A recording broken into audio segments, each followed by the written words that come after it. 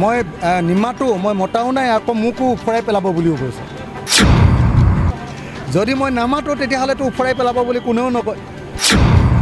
এটা সংগঠনৰ এটা জাতীয় সংগঠনৰ দায়িত্ব হ'ল চৰকাৰৰ ওচৰত অন্যায় অনীতিবিলাক আঙুলি দিয়াই দাঙি ধৰা যদি সংগঠন এটাই নিজে তালাচি কৰিবলৈ যায় তেতিয়াহ'লে সংঘাত হ'ব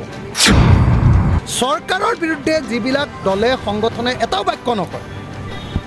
মানুহৰ ঘৰ ভাঙিবলৈ যায় মানুহক মাৰপিট কৰিবলৈ যায় সেইবিলাকতো জাতীয় সংগঠন নহয় 1 কোটি বাংলাদেশীক নেখেদায় তোমালোকে কেইটামান অসমীয়া মানুহ অসমৰ মুছলমান মানুহৰ ঘৰ ভাঙি তোমালোকে বাংলাদেশী সমস্যাৰ সমাধান কৰিবা নেকি তেতিয়াহ'লে মানে মোক আপোনালোকে কওক আপোনালোকে কৈছে যে মই নিমাতো মই মতাও নাই আকৌ মোকো উফৰাই পেলাব বুলিও কৈছে যদি মই নামাতো তেতিয়াহ'লেতো উফৰাই পেলাব বুলি কোনেও নকয়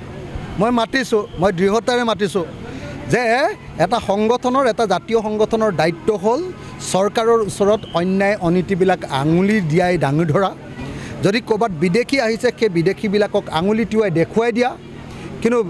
কোনো পধ্যে কাৰো ভাড়াঘৰত গৈ তালাচি কৰাটো কোনো জাতীয় সংগঠনৰ কাম নহয় যদি সংগঠন এটাই নিজে তালাচি কৰিবলৈ যায় তেতিয়াহ'লে সংঘাত হ'ব কিন্তু সংগঠন এটাৰ দায়িত্বটো হ'ল চৰকাৰ বা ৰাষ্ট্ৰক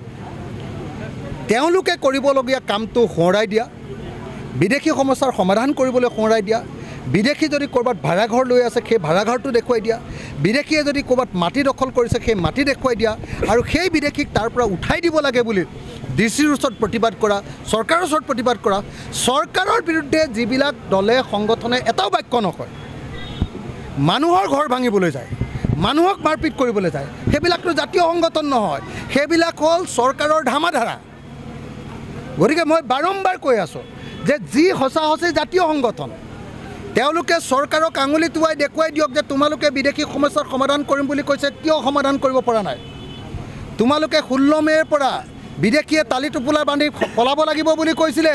অথচ এতিয়া মুখ্যমন্ত্ৰীয়ে কৈছে যে অসমত 1 কোটি বাংলাদেশী আছে যদি 1 কোটি বাংলাদেশী আছে 1 কোটি বাংলাদেশীক কেতিয়া খেদাবা তোমালোকে 1 কোটি বাংলাদেশীক নেখেদায় তোমালোকে কেইটামান অসমীয়া মানুহ অসমৰ মুছলমান মানুহৰ ঘৰ ভাঙি তোমালোকে বাংলাদেশী সমস্যাৰ সমাধান কৰিবা নেকি এই প্ৰশ্নটো যেতিয়া এই মৌলিক প্ৰশ্নটো উত্থাপন কৰিছোঁ তেতিয়া বিজেপিয়ে ভয় খাইছে আৰু বিজেপিয়ে যেতিয়া ভয় খাইছে তেতিয়া কোনোবা জাতীয় সংগঠনে কৈছে যে অখিল গগৈক উফৰাই দিম মইনো বাৰু উফৰাই দিয়াৰ কথাটোক লৈ মই ভয় কৰা মানুহ নেকি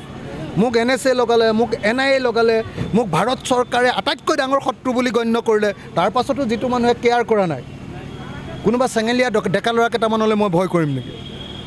আপোনালোকে নিজে ভাবক গতিকে মই একদম স্পষ্টকৈ কৈছোঁ মই নিজে জাতীয় সংগঠন অসমৰ ইতিহাসৰ আটাইতকৈ দুৰ্ধৰ্ষ আটাইতকৈ সাহসী আটাইতকৈ কষ্টকৰ আটাইতকৈ ধৰ্মনিৰপেক্ষ আটাইতকৈ সাহসী জাতীয় সংগঠনটো কৰিছোঁ মই